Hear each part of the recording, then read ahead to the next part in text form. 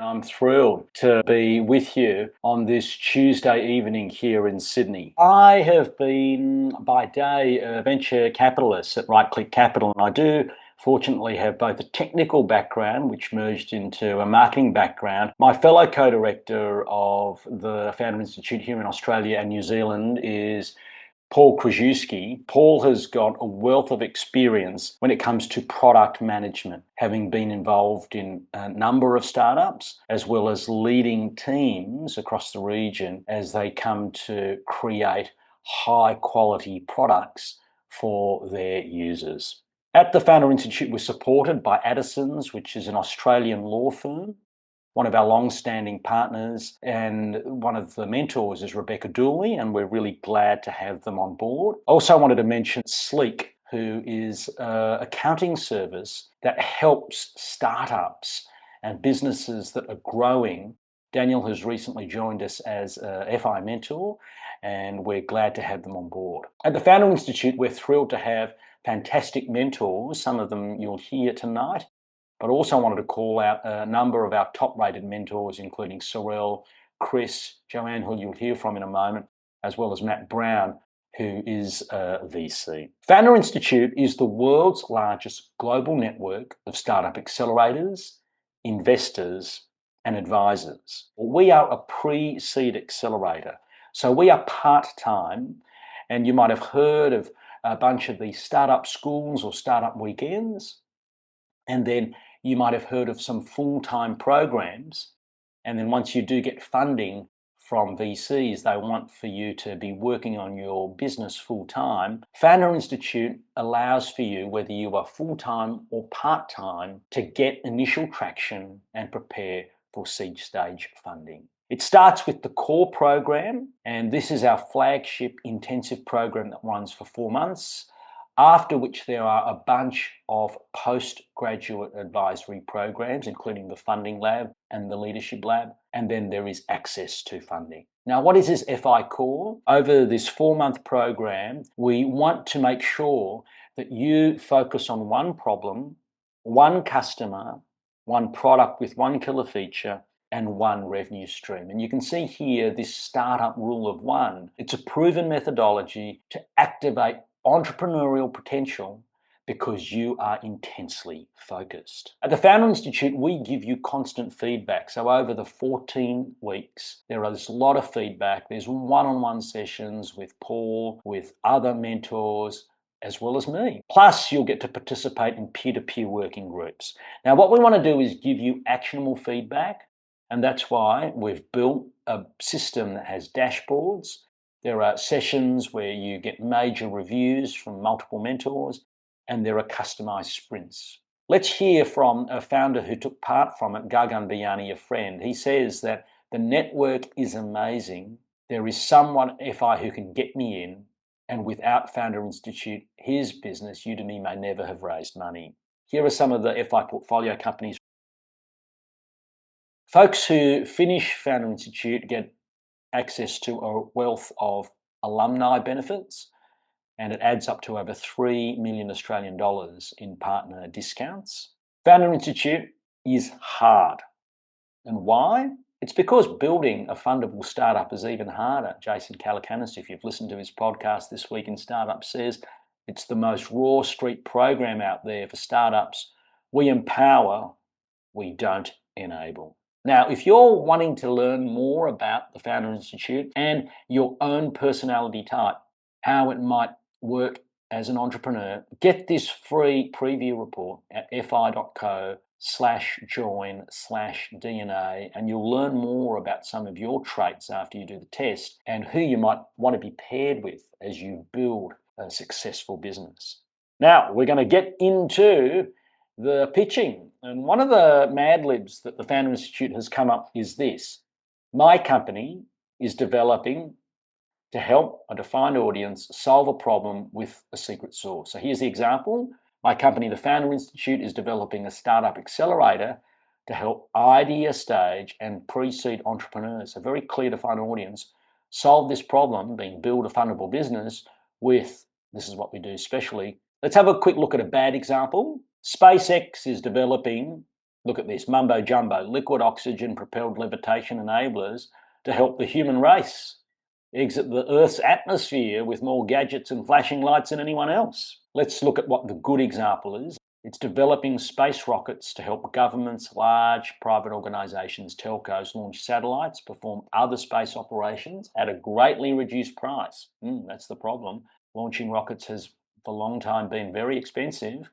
Why? With reusable rockets saving as much as 95% of the billions that can be spent on a single launch. Now you might say, oh, what if I've got something that's more than one sentence? Well, how about this? Similar, company, define offering, define audience, solve a problem, secret sauce. Now, which market are you in? How big is the market? Who are some of the competitors or comparators? What do you do differently? Where is your business now? What are you looking for? And it doesn't always need to be money. It could be an introduction to a customer. It could be someone who is an expert in a particular algorithm. And what would you do with them? I wanted to share that our next cohort is going to be starting in February 2026. Paul and I have been preparing for this. We're very excited about the next group of founders coming in, as well as a bunch of very well-regarded mentors who'll be joining us. And we are holding a number of events in the lead up to this. So you can check it out, fi.co/events.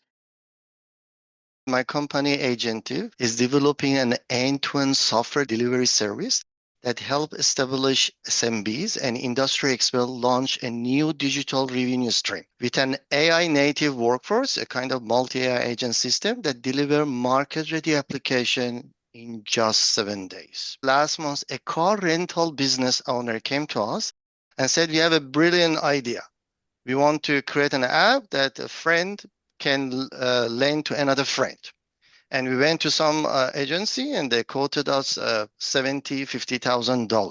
We had a multi-AI agent system sitting and said, we do it for you in less than a week. We are not an agency. We don't have a sales team, account manager, and 6 months meeting. We built a multi-AI agent system and an AI workforce supervised by engineer that deliver live working software in just 7 days. What I kind of take away is that you're building either prototypes or different workflows for companies, and you're trying to use an AI agentic model to do that in a faster and cheaper way. As much as I understand that space, there's a lot of stuff that people don't understand about that, and I'll use a lot of buzzwords in that whether you're speaking with investors or with customers, you're going to lose them. They're not going to understand. They're going to miss the whole point of like, what's the problem you solve?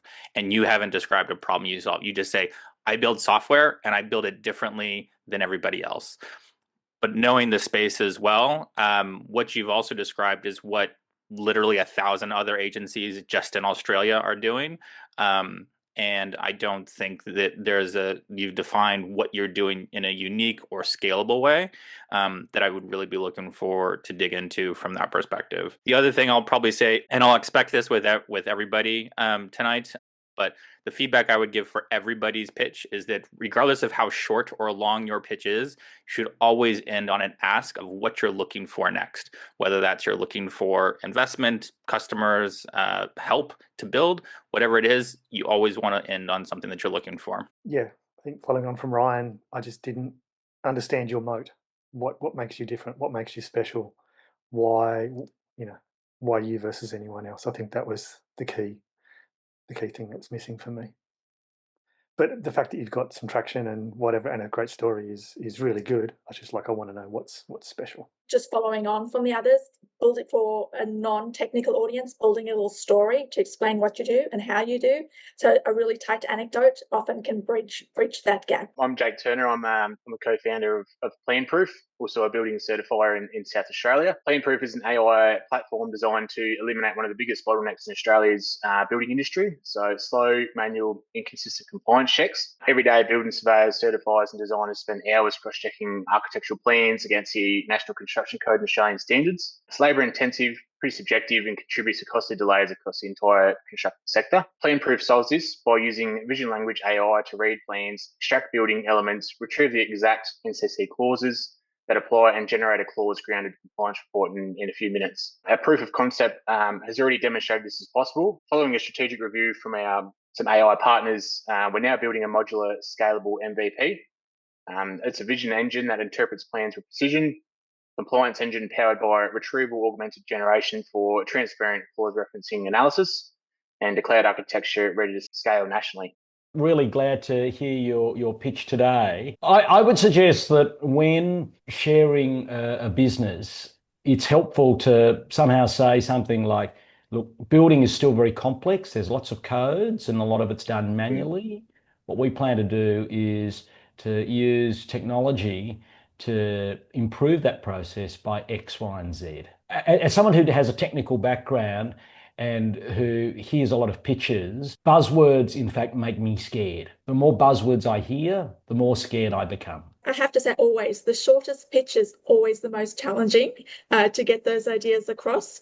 And I think, again, think about how can you present your idea in the most simple way possible, because you only have that minute. Longer pitches, you can then go into all those details. So really identifying very simply what's the problem, what's the solution, and why we do it better than everybody else. But sounds great, and hope to see you in the program. Jakey, I think one thing that I'd be really interested with your particular, if I understand correctly, is looking for any kind of guarantee for the outcome.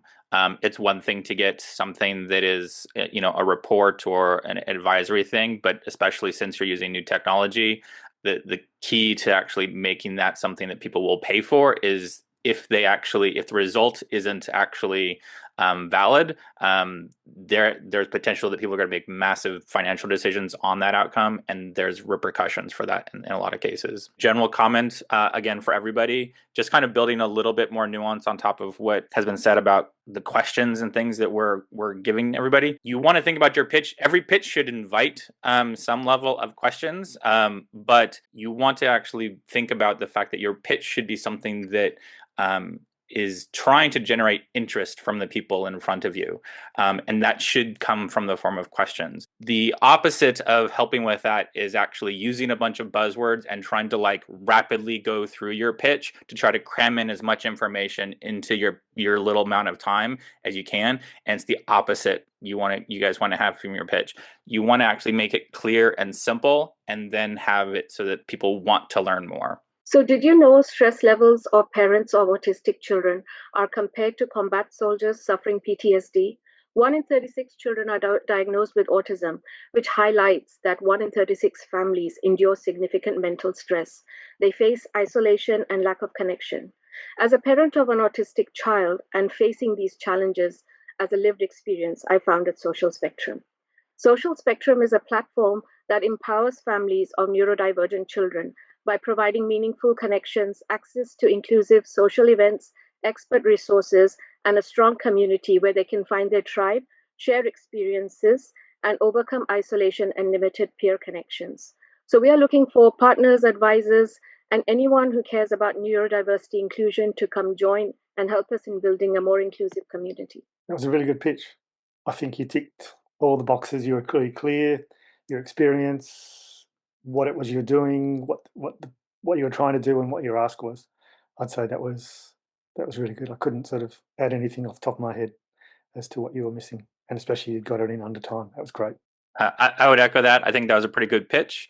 The one thing that you will probably get asked, or that I would want to dig into more, is what is special or unique about what you're doing. There's a lot of other similar services and community programs and stuff for neurodivergent people and families, and I'd be wanting to understand what that unique element is. I thought that was super clear. I think one of the things to also consider, particularly in this particular space, is whether your business is meant to be a for-profit, or whether it is meant to be whether it's meant to be a social enterprise or a not-for-profit. So I think being able to frame that relatively early can help as people are listening to go, oh, okay, this is up my alley. Interesting. My app, ANZ, launched this year on Apple and Google app stores. It's a link in bio service that's like Linktree. We help professionals and creators share their personal and professional links and contact information in an easy, controlled, modular, customizable, and searchable environment. Our two competitive moats are that we offer users control over what they share and how, and it's a searchable network, like Instagram, Linktree, and others don't offer that. We do this at a fraction of the cost of our competitors, and our business model is scalable, and our software has plans for the future. We also have an R&D tax incentive rebate for 45% of every research dollar spent, up to $30 million. Right now, we're looking for our next stage in funding, which is $200,000 after just securing our next 9 months. And we're also looking for a CTO to help us scale the software. I think it was fairly clear and simple, I guess, what you're doing. Perhaps a little bit about sort of size of the market, maybe, or sort of who you particularly are targeting, who may or may not be on one of your using your competitor products. I would say, particularly when you're talking about this type of a product, it was great that you were able to distinguish yourself as to why you are a little bit different, say, to an Insta or a Linktree. And I'd love to understand, even if you've got early usage, you don't have gazillions of users, but even if you're able to share in the pitch that, oh, our early users are demonstrating X, Y, and Z. And that X, Y, and Z is like, wow, they're able to do more or share more or X more. I think that is, I think that is like Ryan was talking about you don't want to cram everything in, but that's a little morsel that you give someone like the hors d'oeuvre at the cocktail party. While the pitch was very clear and I understand it, the thing, especially since you're citing kind of a competitive product as a reference point, that does great to ground people to understand what you're providing. But the thing that I felt was really missed was a deeper understanding of why people want, like, what's the problem that you're solving that Linktree doesn't, like, why Linktree doesn't solve this problem. Because what you really were describing was, hey, we're like Linktree, but we have extra features. And that to me isn't really defendable unless I know why there's a problem that isn't being solved by Linktree already. I'm Minh Hải and I'm a co-founder at Miha Biotech. Several years ago, I have a burns and I cannot find the right product for me because the burn they have the blister and then all the like the right band-aids, it make me hurt. So as a material scientist, I'm thinking about that and then I come up with the idea that why we don't use the remedy, the herbal, the waste, all of the like we all have that and I also leverage by my technology and after that we develop a moisture band-aid. We make it from seaweed. It can like balance removal. It can cooling immediately and it also can help to prevent the scarring. And so far now, after 3 years, we have the team of the 3 PhD. We make that product and we also have the final MVP, the patent pending, and we also have the LOI with the local hospital. And currently now we're looking for the pre-seed about 500,000. It will help us to get the regulation to gap the markets. A lot of really good points, and you got to the point. You kept out of jargon, so that was fantastic. If there's anything you could mention on the competition of why you're better or how much better you are, otherwise nothing comes to mind straight off. I thought it was great. Yes, I love the inclusion of the proof points with the hospital and also the PhD, the research behind it, along with the patent. Obviously, the next meeting or the next session would be getting into details around its defensibility. Do the people who have the PhDs, do they have it in this field? and so on, and for a therapeutic, what is the pathway for more widespread adoption? But I thought the inclusion of the proof points was super helpful. If I understood correctly, this is primarily looking at kind of a natural medicine or that type of treatment for blisters. My question that I would like in terms of trying to actually get clinical studies or whatever else is, I don't know if you need, like, I would be questioning why you might need clinical support for what sounds like is an over-the-counter treatment. That would be a bit of a question I would want to dig into. If we had a bit more time, I would probably just sequence how you deliver the information a little bit differently, just so it's a bit more easier to grasp. Otherwise, I think you hit all the right points. ShuffleX is a social and transactional platform for the investor-investee ecosystem, designed to fix the biggest problem in the startup ecosystem: information asymmetry and fragmentation. Today, founders juggle multiple disconnected platforms and investors struggle to find reliable early stage opportunities. ShuffleX brings everything into one ecosystem of community connections and intelligent matching. We've already launched our minimum viable product a couple of months ago and have more than 1,000 users on the platform with a 50% monthly active user rate. And we currently have more than $1 million in funding requests on the platform with users across 6 countries. Our edge is the ShuffleX flywheel, which is AI-powered hook like growth advisory, intelligent matching, and ShuffleX talks, bringing users in, and the triple-sided network effect, keeping founders, investors, and advisors engaged. Next, we are rolling out AI advisory and investment intelligence and our transaction marketplace and a hybrid acquisition strategy with partners and expansion programs in a few countries across the globe. I think there's some similar things we probably said before. It felt a little bit buzzword heavy, and so I'd probably reduce that from your pitch. The thing that I didn't hear a lot of was the other side of your marketplace. So it sounds like you've got a lot of interest from people who want money, but I don't understand any level of traction that you have on people who are actually finding people and creating deals off the back of that. To me, that's the key for this. It's an almost endless number of people who will be looking for investment, but finding investors to actually get on that platform and find their next opportunities is going to be the proof point. Yeah, I think the key thing with any type of marketplace is for there to be really good matching. And generally speaking, investors get so much deal flow, and unless the matching is somewhat curated, doesn't need to be hand curated, but if it isn't curated, there is possibly the risk of inundation. So I think Pradeep, around this matching, perhaps it needs to, then there needs to be some discussion around how there is a high degree of curation, but that obviously means that you might have some wonderful people who are seeking to raise money who are not getting in front of the right investors. So I'd say there's been a lot of attempts at this sort of thing, and the question is, what are you doing differently, and why you think it'll succeed? You can probably use the word personalization as a keyword there rather than curation. Most of the other matching algorithms in these platforms and any other matching algorithms, they're all singular for the most part. They generally will have, this is the top, opportunity, and that means that then the top 10% of things all congregate at that one place.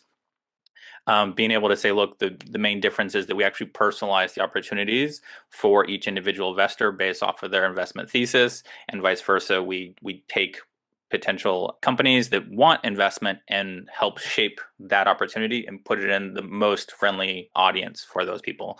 Again, I think though that the proof point for all of this is really going to be what I would call the liquidity in your marketplace. And by that, I mean the amount of transactions that actually go through. That to me is the number one thing for every marketplace I've worked on. My name is Milad. I'm a civil engineer and project manager for infrastructure projects. And our company is Bradfield AI. We're basically automating and enhancing the ability of project managers and engineers to identify risks and assess them for major projects in areas like transport, energy, and mining. And our unique approach is training language models on historical project risk registers with our design partners, which include mainly infrastructure advisory consulting firms. Our core market is obviously in construction tech, which last year I think was about $5 billion. And our core competitor is probably ChatGPT, which is the main tool our users are using to get AI. And obviously our core differentiator is using domain tuned models for this use case. We're currently developing our MVP with a couple consulting firms. And the core thing I'm interested in is to understand how VCs are thinking about construction tech AI at the moment. Particularly, I think in the past 10 years, about 1 or 2% of VC funding in startups has been in construction tech. So over the years, have I looked at some building tech and construction tech? Yes.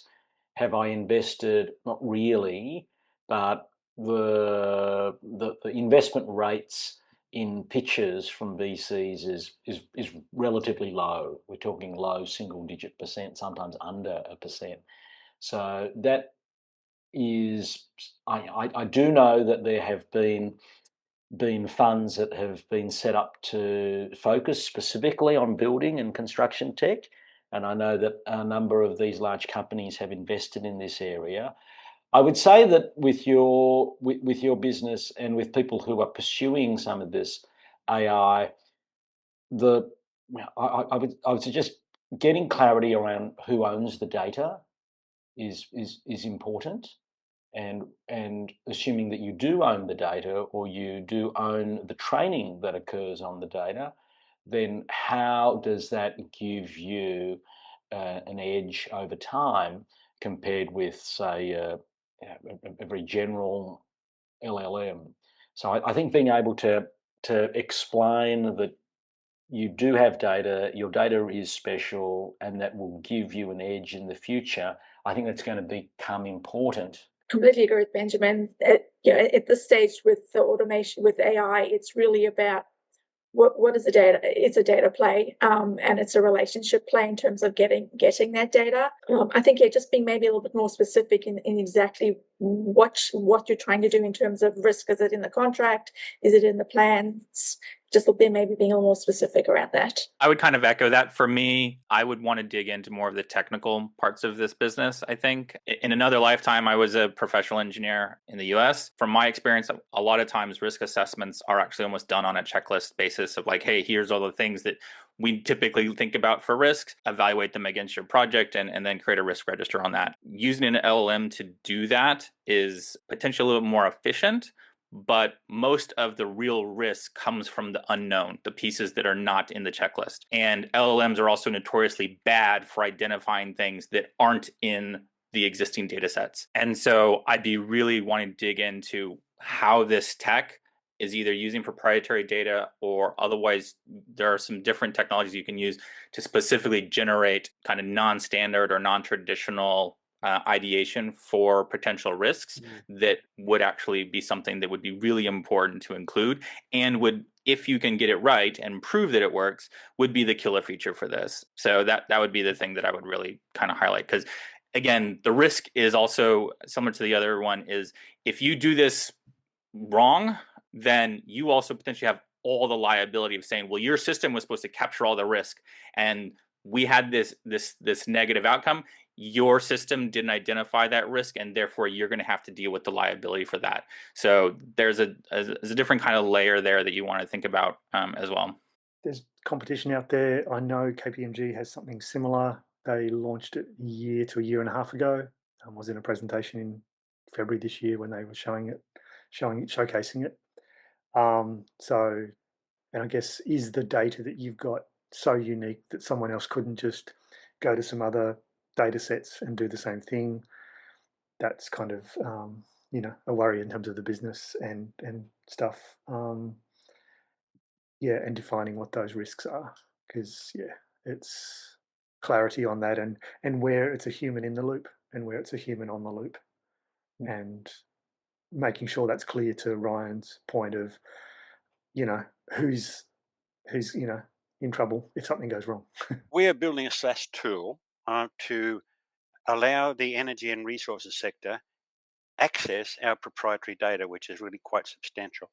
This data does not exist, so it is unique, and the IP behind it was patented internationally. We've trialed it also internationally in about half a dozen countries, and it was accepted. Our big problem was it was a thin client model, and that was a barrier to entry. So we are now converting that or translating that to a SaaS model. The industry is the energy and resources construction. And over the last 40 years, they overrun cost and time by an average of 40%. So the problem is for the asset owner, when he's presented with a budget for a project, how does he measure the confidence level of that budget? And this is costing, I believe, the country a lot of money. And there's a paper I put together where I suggest that this is actually having an impact on national GDP. Is it a project management kind of plugin? Is that what you're pitching? I mean, I guess No. you're not allowed to reply here, but that's kind of, you're telling me what you've got and the IP and all this stuff, but I'm trying to work out what it is you're actually trying to pitch. And it sounds like it's an improvement for project management that will have a massive impact. And I think if that's correct, then maybe that's kind of a better way to lead. Yes, I love that you've got the data. I'd like to know what the tool is and how the tool would get used and who is the customer, because energy and construction is extremely broad, and I'd be interested to know, is it the prime who would be using this, or is it the subbies, or is it both? My understanding of what you are providing is a data platform that offers cost information about construction and energy that will go into building projects primarily.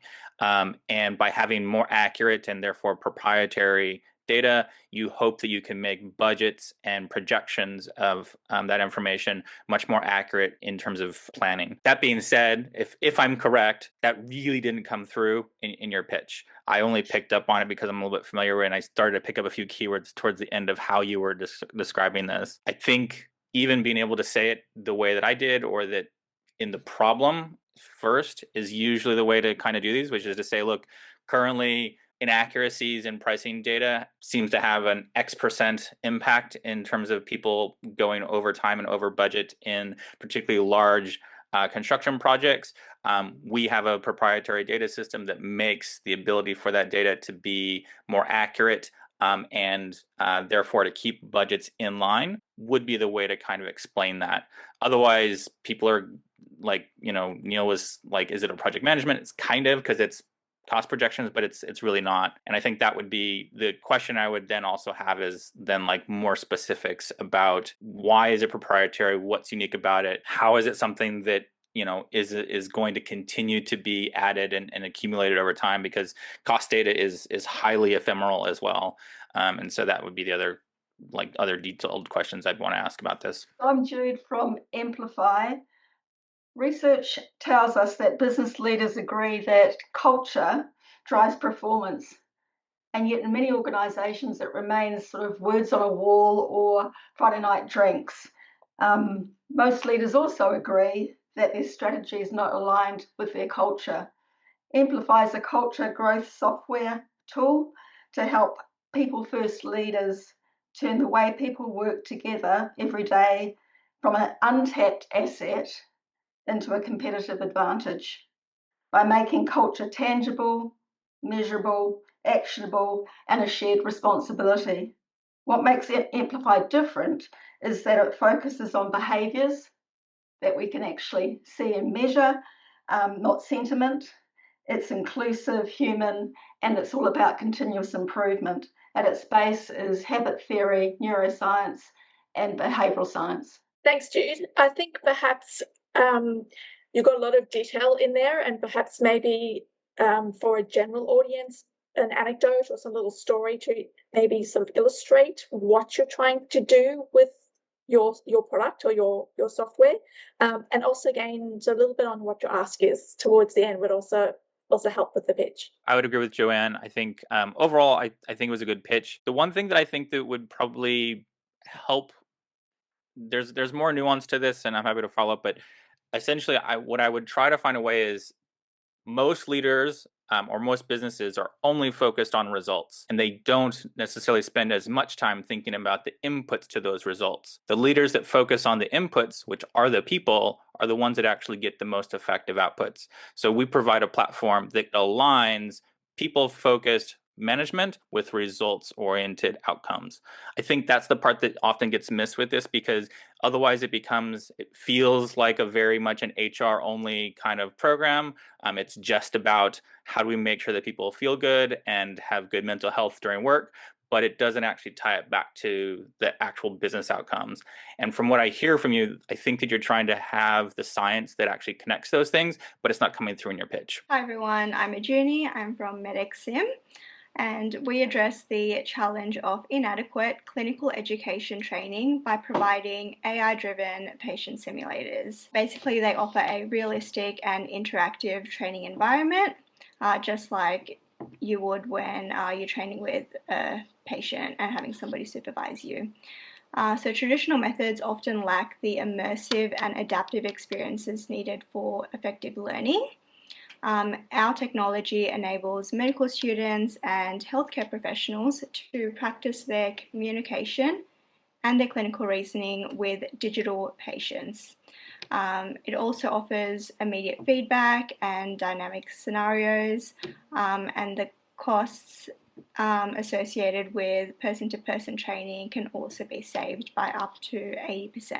We have an MVP, and today we're looking for training providers or anyone in the education sector to partner with, or if you know anybody in the training space, please let me know. You can message me on LinkedIn. I think overall your pitch covered most of the key points. The two things that probably stuck out to me about your pitch though was initially it sounded like it was a patient focused solution, and it was only kind of as I heard a little bit more about it that it sounds like it's more of a training focused and therefore for practitioners solution. I would want to rework that and dig into like how to clean that up.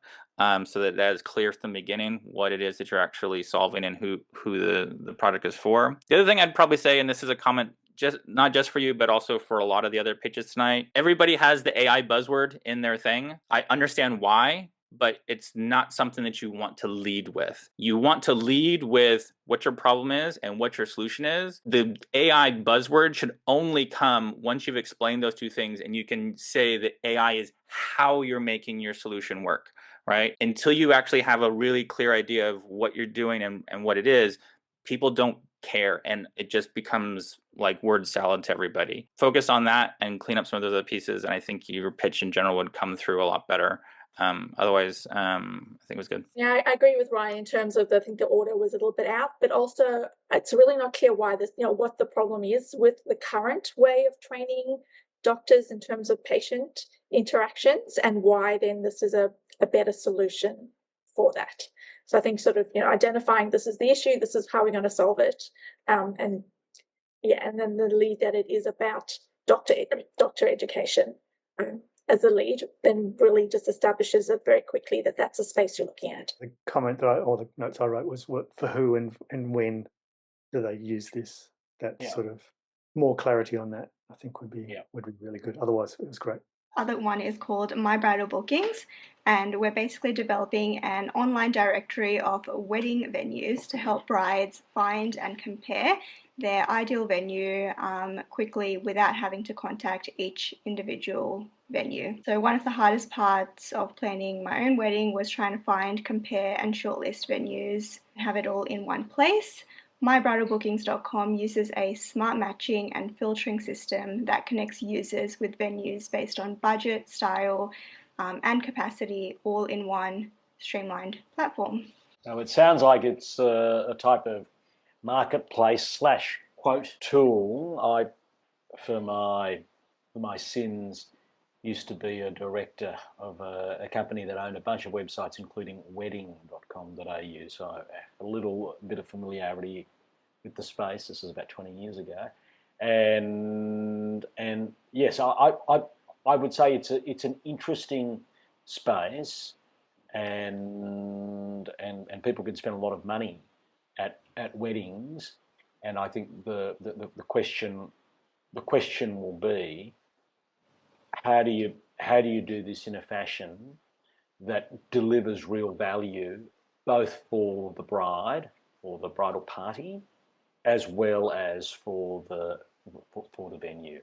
Because I do know that over the years venues have been and providers have been, they've spent a lot of money on customer acquisition, so there would need to be some kind of proof point as to how this is going to be effective from a CPA perspective from a provider. Cost of acquisition.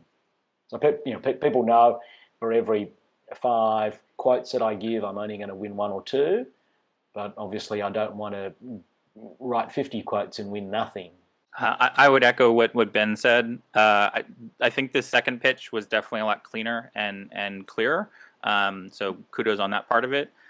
In terms of the business itself, there's obviously a lot of existing wedding registries and directories of information. There's also a lot of other existing sites that do this kind of model of essentially lead gen through a comparison interface. So that's well established.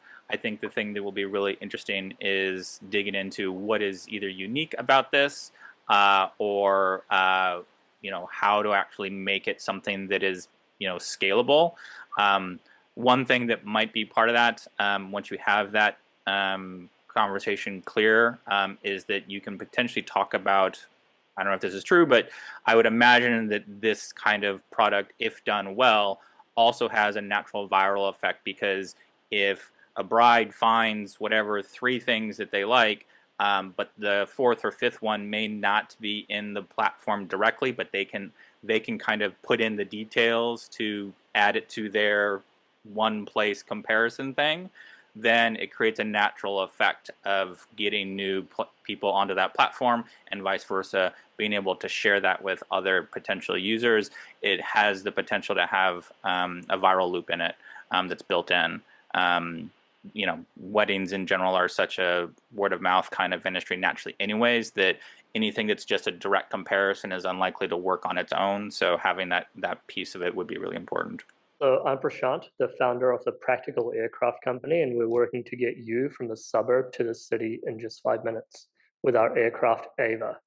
We built Ava to cost less than your car to operate and have the functionality of a helicopter while being 20 times cheaper. And that's our secret sauce, the low operating costs. Over the last 8 years, we've already built and tested 3 aircraft, including a full-scale 2-seater version. We already have pre-orders and deposits through just organic conversations with customers and are going to market in 2026. We have a clear pathway to market under the new FAA Mosaic rules and are currently raising a $3.5 million USD Series A to get to market. The round is mostly filled with strategic partners, and what we need help with is reaching angels to fill the remainder of the round. Also open to bringing on VCs if the size of the round fits. I like that pitch, Prashant. It's very clear. As you were talking, I was wondering, what's he going to say about the FAA or CASA? And what's he going to say about the aircraft? Is it just a wonderful CAD file? But for me, it ticked a lot of boxes to go, oh, okay. I'll be right there. So yes, having a real prototype in the background is really cool. I obviously have questions about how do you land these things? Do we need Prashant parks or practical aircraft parks? But yes, I think you hit the notes. And look, the only other thing that comes to my mind is, well, what is the competitive atmosphere or landscape, and as in the pitch to somehow point to, hey, we're one of a number of people in this space, or we're ahead of or behind or whatever it is with regard to others in the space. Echo Ben, FAA, CASA, regulation. To be honest, it feels like Segway. Great idea, great technology, but doesn't fit in an actual real city. And I think you'd need to really prove how. Like for me, that's like the fact that you've got the prototypes, everything else. That's awesome. The fact that it's possible. And I've seen the videos of Palmer Lucky's little craft that he's got launched. But it's the regulation and where do you put it and how does it fit in is probably the number one stopper for anyone wanting to invest or to actually get going ahead. So if you can find a way to address that, that would be fantastic. I previously invested in a drone company that was doing drones that could carry me. So yes, have a little bit of understanding of the regulations involved, as well as the technical complexities. Joanne, I'll be interested to hear if you've got anything to say from the Sydney Angels side. I think I echo in terms of the first thing that does come to mind is regulation, but also who your potential, who's your niche customer base, sort of who you're trying to target in terms of users of this solution, and sort of which sort of price price point, I guess, are you looking at? Deborah, I'm building a mental health platform designed specifically for mothers. 1 in 5 women will experience postpartum depression and anxiety, and many more face emotional overload and isolation. Over half never receive meaningful support, and there's no practical way for them to process their emotions. DME is a mental well-being tool that helps mothers process emotions through guided prompts and grounding reflection so they can feel calmer, clearer, and more control of their day. It's private, fast, and accessible, and it's trauma-informed with flexible journaling modes, guided reflections, and tagging. Why now? Mothers are already turning to parenting and emotional support tools, and journaling products are top sellers on Amazon. Our traction reflects this demand with over 300 early users, a clinician working group, emerging partners, and national media coverage.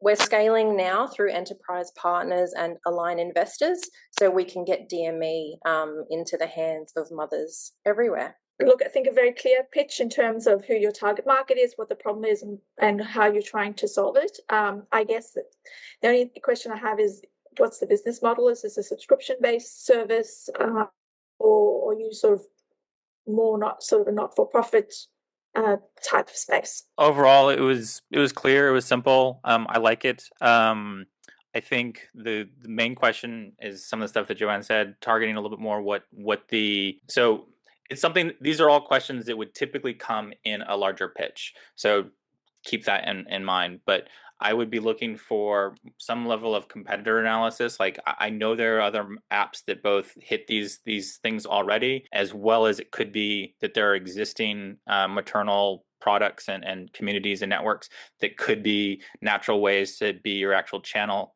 for customer acquisition. I'd really want to understand the actual like business model and growth strategy for a lot of that, so that you actually understand that.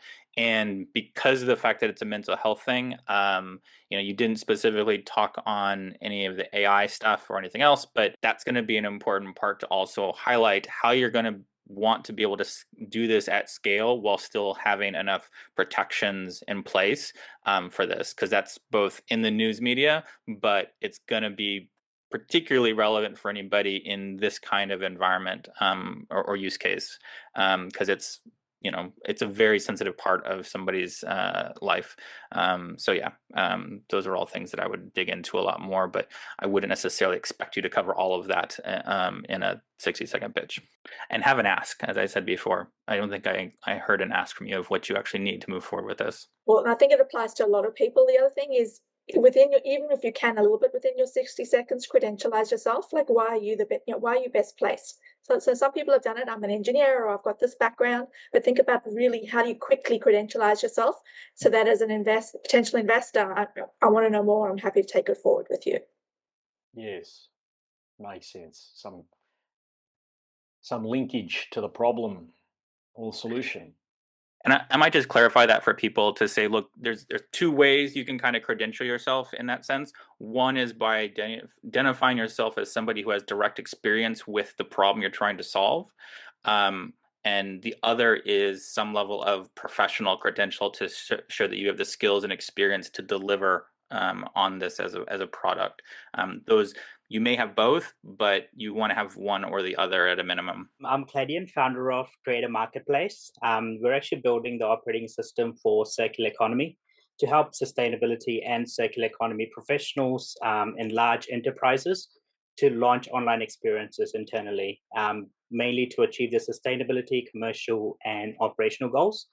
We do this by removing the complexity, which comes from looking at a concept to execution. We have a proven framework. We have a modular platform technology where it makes it super easy for someone to actually sort of build something from their own vision or actually pick one of our marketplace solutions. I've been in this space for 7 years, just went full-time probably a month ago. So we've already built out a platform at the moment. We've got a framework in place. We've got some early traction, pursuing 3 government agencies here in New Zealand, 1 tier 1 bank as an enterprise solution to engage their employees. So we're obviously open to looking for more early adopters in this space. And I guess the main benefit for organizations is about reducing waste, looking at resources and equipment, making sure they're maximized in terms of their use. There's no doubt there is increasing need and desire for a circular economy. I think it would be super helpful if there's a way that you could provide a very brief example next time you pitch as to what you mean. I think you're getting to it towards the end, but whether it is the ability to reuse desks or reuse computers or something like that, I think just because it makes it real, and it also allows, I think, for someone like me to see, oh, is Claudian talking about something physical, or is he talking about something else? So I think when there are some of these terms that may not be so well understood outside of a particular sphere, having an example is super helpful. And I like the proof points that you raised around how you're in 3 government departments or agencies already. So, Claudian, I was really unclear as to what the problem was and what your solution was. So perhaps using an example now, I get a better idea.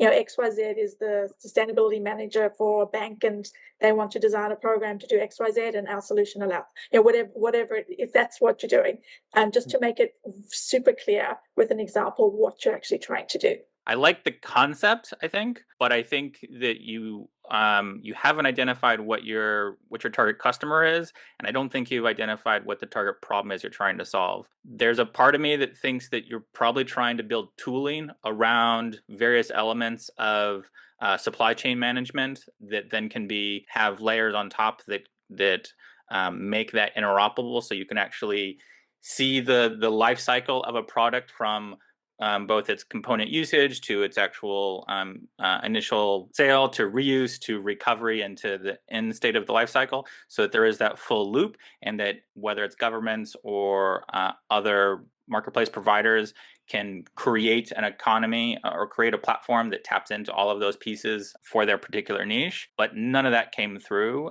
in a way that was actually understandable in a simple way. Either you're doing a subset of that and you want to be clear on that, or you want to paint that larger picture about how you're actually doing that. This is also just maybe this is a personal preference, but I really dislike the name. It's really bad from a SEO perspective. Create a marketplace. There's so many things out there that people will be searching for. They want to create a marketplace, like a double-sided marketplace. We've even heard a couple of other people, and there's already existing platforms that do that thing without any of this element of sustainability involved. That it means that people that are either going to find your website are going to be completely unrelated to the people that actually for what they want, or vice versa. The people who want this are never going to be able to find it because it'll be lost in the sea of other marketplace platforms. I would also highly encourage you to change the name, and presumably at this point in your business life cycle, that should be an easy thing to change. My name is Tina, and my business is Dial-Up Hospitality Services, standing for DUSA. The main goal of the business is to help the industry of hospitality to find staff. And these include hotels, motels, caravan park, B&B, and caves and restaurants. Why did I start this company? Well, I was on holiday and I had to wait for about 30 minutes because somebody had fallen sick and the rooms for the hotel had not been cleaned. Therefore, when I came back from the holiday, I thought that I could use the nursing model that is used in the hospitals, where hospitals are linked to an agency and they provide nursing staff. Therefore, DUSA would be a platform that would provide hospitality staff to the hospitality industries. This would include chefs, cooks, waiters, and housekeepers for the hotels. Tina, you did a good job under the time pressures that you have. I understood what you were trying to do. The biggest thing that I would be really curious that I would want to include in your pitch is twofold. One, and it's kind of related, what is unique about what you're doing here. Like you touched on it a little bit, which is applying the kind of same model and process for filling nursing shortages or nursing roles with hospitality staff. I think that potentially is interesting, but I don't know why it's unique. But it also, there are a lot of other platforms that are already marketplaces for hospitality staff. I think I've mentored 3 that have come through this program itself over the number of years, or other similar accelerated programs. So I would really want to understand what is unique and therefore defensible about this, because that's the part that is really missing from me right now. Yes, and I wonder whether I have friends who own bars, and I wonder whether there is perhaps a greater need in one segment of the market than everywhere. So maybe it is bar staff, particularly if you've got a run of sick people on a Friday night and you've got a lot of thirsty patrons. Well, you need people to pull beers. So I think, yes, what is happening in the marketplace, whether it's geography, whether it is a particular sub-segment, and then what is it that you do that is special? Perhaps you somehow have their certifications, or they go through some pre-certification so that they are able to work in a particular venue. Some things to consider. My name is Emmanuel. I've been a plumber for 17 years and run my own plumbing business for 10. Now, over time, I've realised there's one constant issue that I face and many business owners face was problematic clients.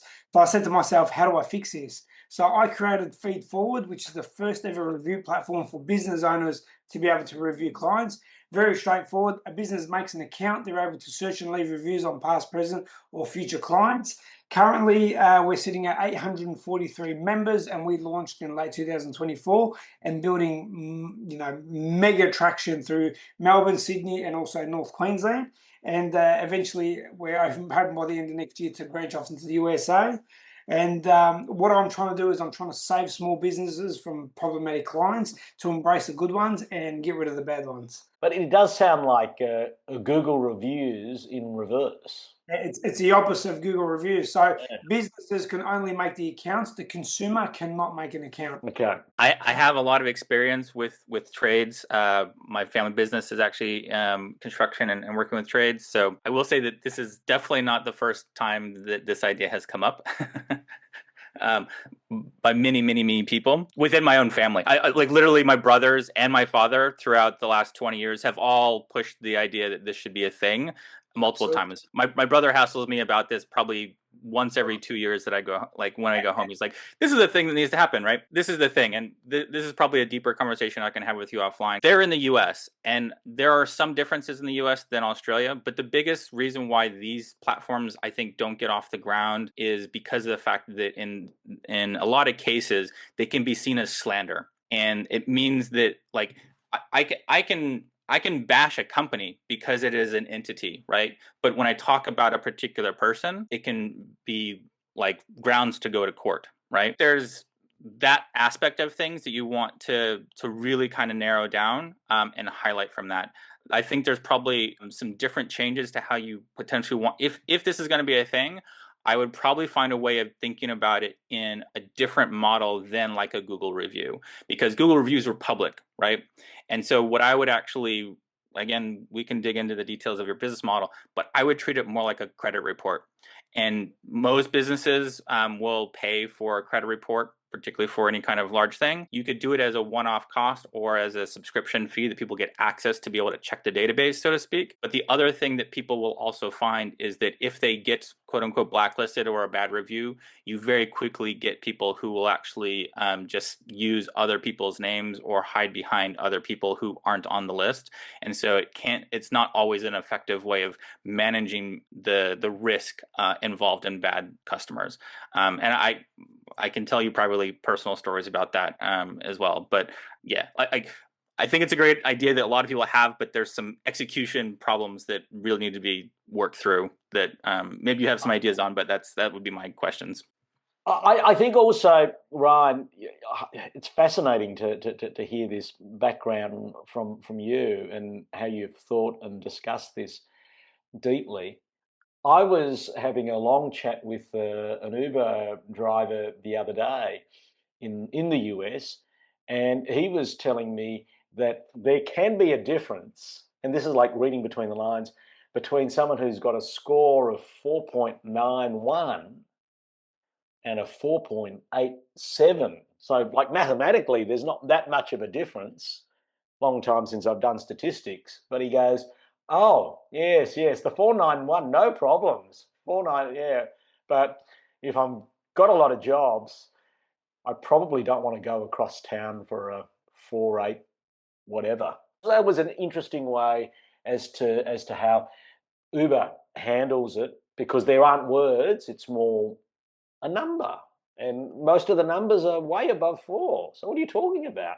Well, it also is. You also touch on a point, which is a number like a single score also doesn't like it. It misses the whole point, which is the fact that you can have a customer who can be good 80-90% of the time, but in certain situations they're a horrible client, right? And that's and so it's the outlier part that actually ends up being the thing that you actually need to be careful of, and you need to have different ways. There's mathematical models to do that in a different way, but that's the thing that is also really a struggle. My company is Context, is developing an AI native data platform, basically to help data professionals and business users, especially those ones in SME, to generate actionable data insights in minutes instead of weeks with our spatial context data agent.